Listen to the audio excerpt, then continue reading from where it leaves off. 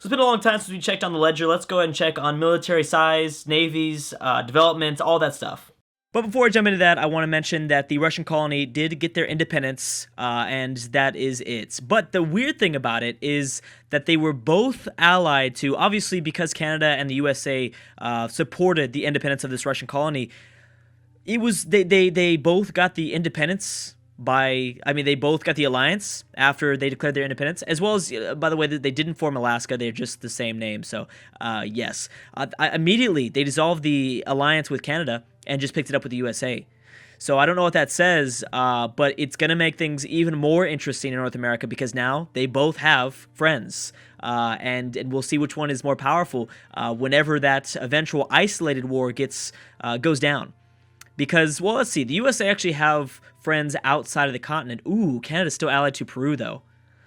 Man, now that is going to be a fun war that will eventually break out. And now it doesn't matter. Like, no powers outside of the continent really are going to be able to take place too much. I mean, now that Russia is out of the politics in North America, anything can happen. And anything goes. So the New World's going to be a really entertaining part of the campaign, I'm pretty sure. But anyways, let's go ahead and check over the ledger. There's really not too many wars going on. Australia is going to lose this war, unfortunately, and that is it. Denmark is after the Netherlands, and actually it is because of an imperialist war in Western Africa. Denmark's doing great. They've got a 12 stack, and they completely have everything in Africa that the Netherlands control occupied. So that's good for them. I didn't realize that Egypt had a coastal province down here. Well, good for them. So let's go ahead and first just check on developments. I do like looking at developments. So USA are number one, then it's Peru. So Peru is quickly catching up to, well, I'm actually surprised to see Russia so low. Russia has been quiet. I don't think, now, if anything, if I learned anything from EU4 AI-only battles, it's that a lot of the big powers will stay quiet for decades and decades, and then all of a sudden they'll just go nuts for years, and they'll just get all this power. So I wouldn't expect Russia to stay in the third place spot in terms of total development. I'm pretty sure they'll catch up to number one. They'll probably catch up to the Americans at some point very soon. Canada, quite far behind the USA at only 1,200 compared to almost 2,200 by the USA.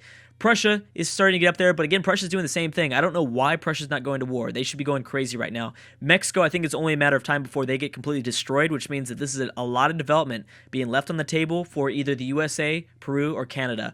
Those three nations could greatly benefit from a crumbling Mexico. Brazil, again, that's more development for Peru. Peru could easily win the campaign. They could at some point, by 2015, end up being the most powerful country in the entire world. I might have this play in the background while we talk about this. Egypt's, obviously, I would say, the major power in Africa. At this point here, Gabon still has a lot to work with. South America's not too far behind, though, so they could easily also catch up at some point. Qing still has development, even though they lost so much of their territory. But yeah, definitely stuff to keep in mind. I don't think we really need to check in on anything else here. Overall score right now has been given to Revolutionary Russia, but we don't look at this stuff. I mean, the score is so skewed, it really doesn't matter. I can't believe they have Revolutionary Russia at number one. That is insane. In terms of, let's just check military technology really quick. We've got Portugal number one, Belgium, Portuguese East Africa. Actually, it doesn't even matter.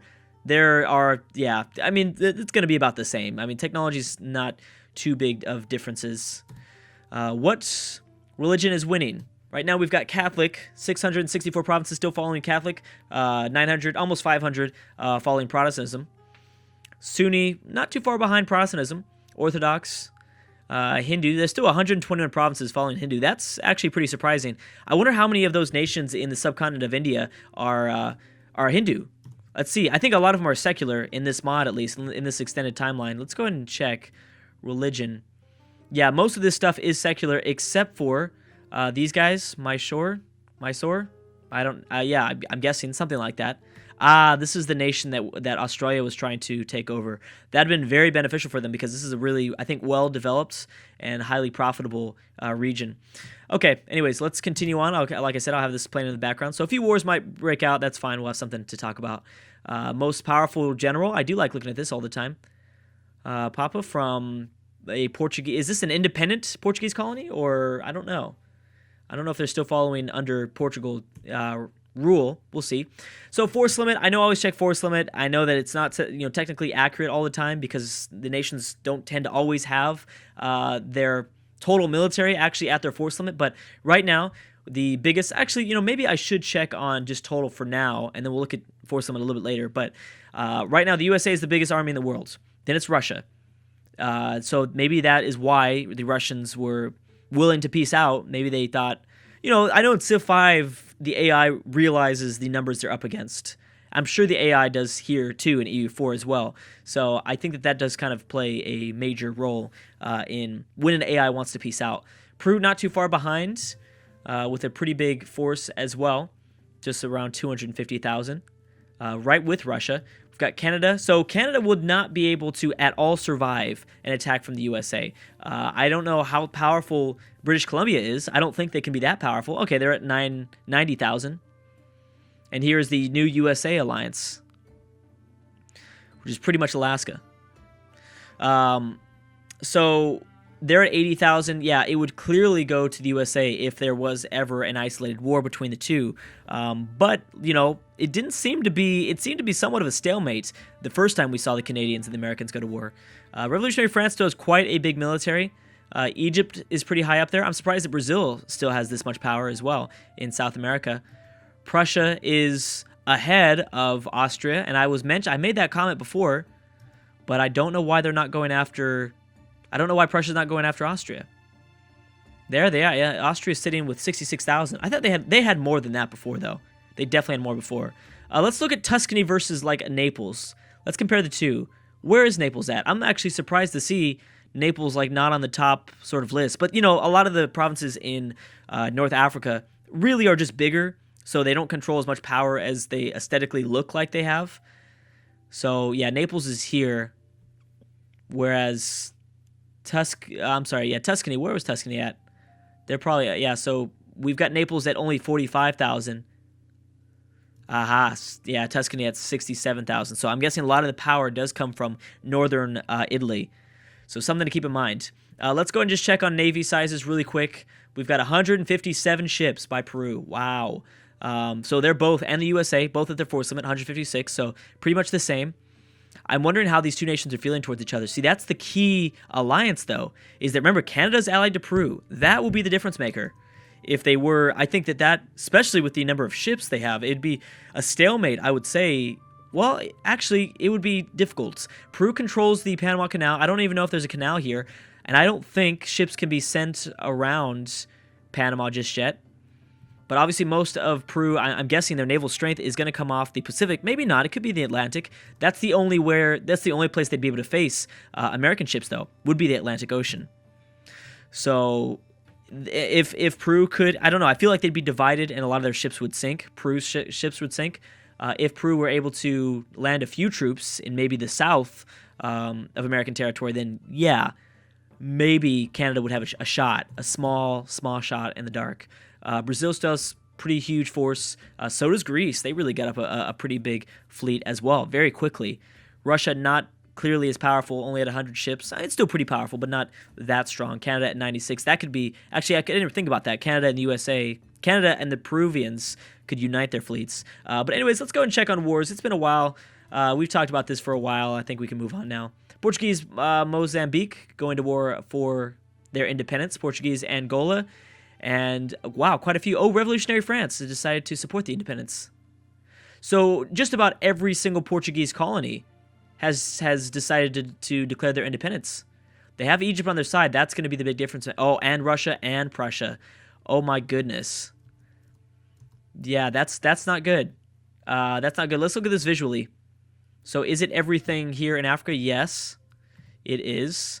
Oh, and they border Egypt. Oh, man, I feel bad for them. Yeah, there's no way. Portugal themselves might not be that powerful, but because of the Portuguese alliances, I mean, that's tough. They're not going to be able to escape that one.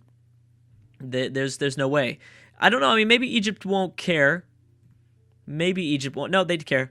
They're already down here. Never mind. They're going through Gabon territory as well. I'm wondering when the Americans are going to continue to push forward. I think they're kind of in a pickle now, the USA is, in Western Africa, because there's really, I mean, what other nations are there to declare war on? Besides maybe Segu and the final tribe here, I guess they could go after the Netherlands and Denmark. Which, by the way, remember, Denmark controlled like a huge chunk of land, and they lost. They're down to just a province. They controlled like what, 3, and they had like all of the Netherlands territory under occupation. I'm guessing the Netherlands finally sent over a regiment to kind of slap them down. Did Australia lose anything from their war? No, they didn't. But Australia is supporting the independence. No, they're not. They're in a separate war, aren't they?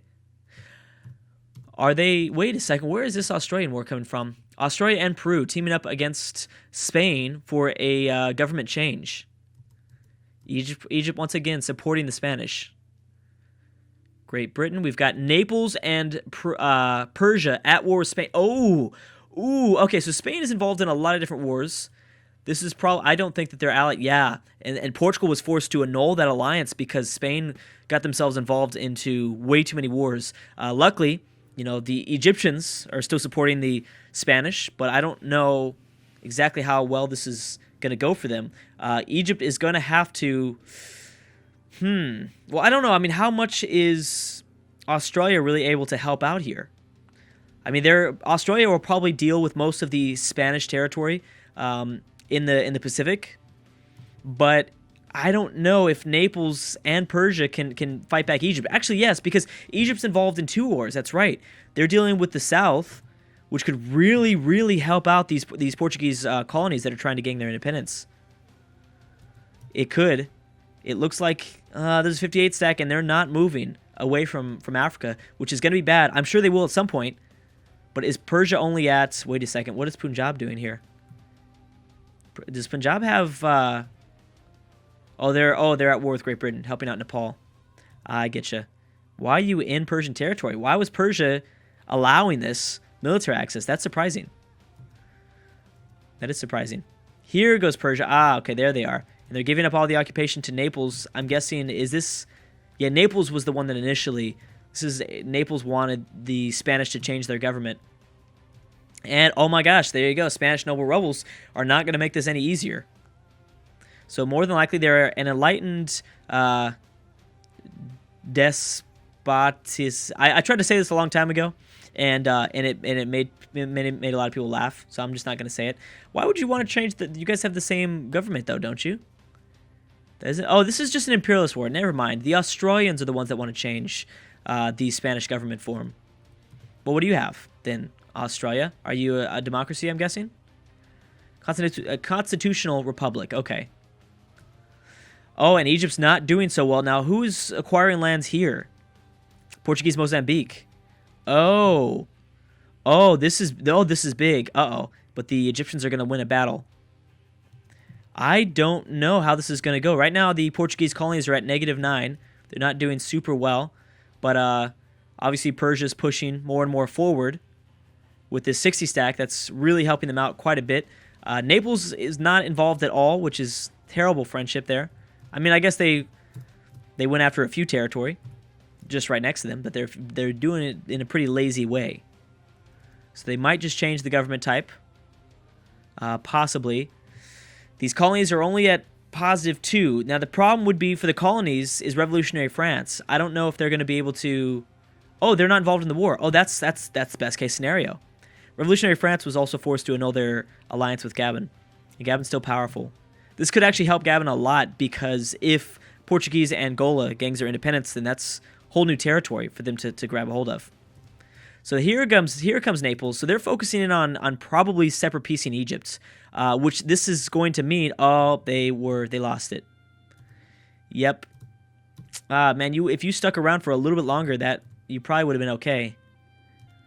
I mean, you really got helped out with this Persian war, this Persian Naples war against Spain. This is interesting to see Persia and Naples kind of teaming up against Egypt. Is really the alliance that Persia absolutely needed. Because remember, a lot of nations do not like Persia.